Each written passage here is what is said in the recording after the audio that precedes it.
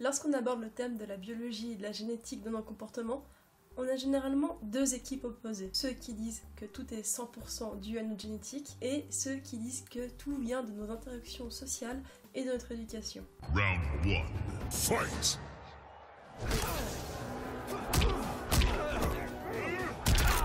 Cet éternel débat est ce qu'on appelle l'inné ou l'acquis et il a pas mal secoué les églises durant très longtemps. Aujourd'hui, les chercheurs sont proches d'un consensus et j'ai vraiment très envie de vous l'expliquer, alors à tout de suite.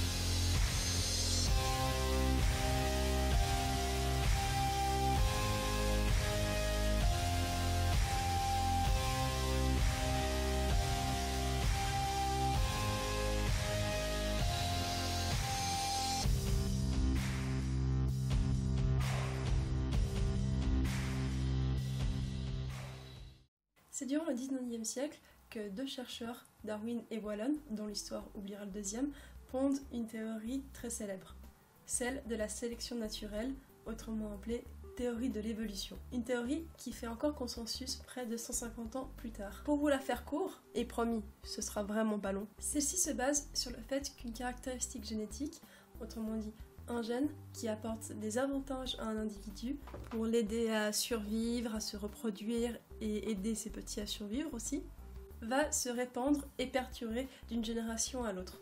Tandis que les caractéristiques désavantageuses pour la survie ou la reproduction, elles, vont cesser d'exister. En résumé, l'évolution sélectionne les meilleurs gènes au détriment des moins bons. Ainsi, chaque caractéristique que nous portons est le fruit de milliers d'années de sélection.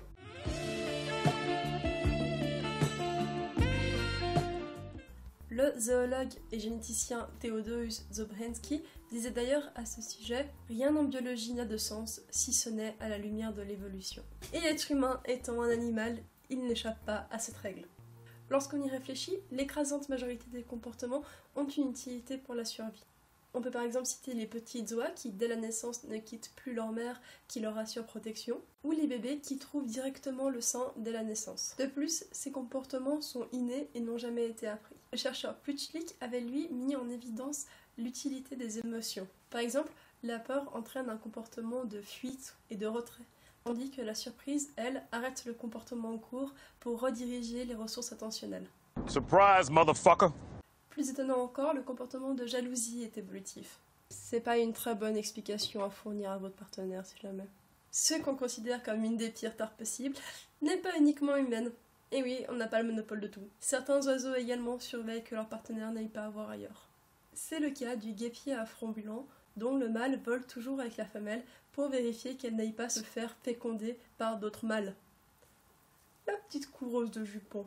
Cela a l'avantage d'assurer sa descendance et de faire de lui un dangereux psychopathe. De manière générale, lorsqu'un comportement se transmet de génération en génération et qu'il aide à la survie, on peut largement supposer qu'il est génétique. Néanmoins, comment prouver qu'un comportement est bien issu d'un gène et, le cas échéant, quelle part du comportement explique-t-il?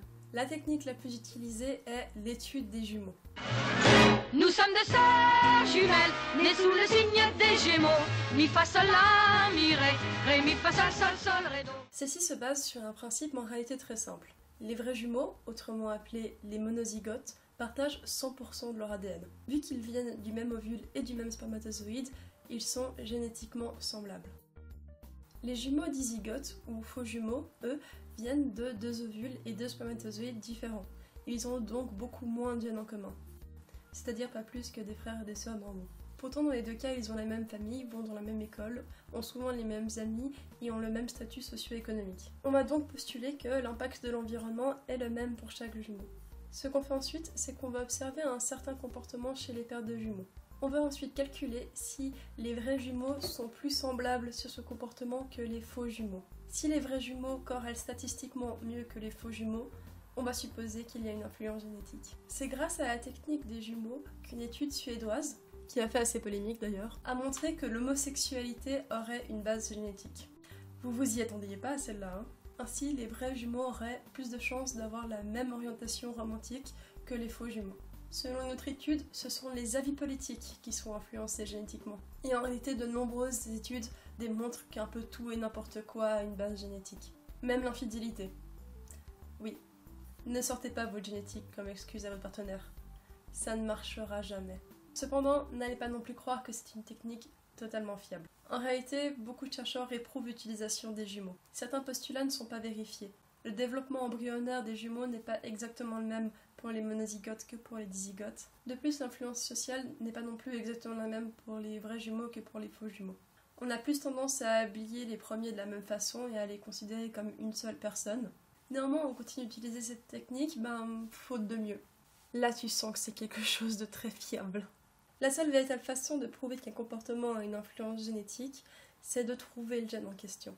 Et ça, mes amis, c'est le début d'un très long voyage. Pour vous donner une idée, des milliards ont été investis pour retrouver le gène de la schizophrénie ou le gène de l'intelligence, sans aucun succès. Est-ce que ces gènes n'existent tout simplement pas, ou est-ce qu'ils sont juste compliqués à trouver?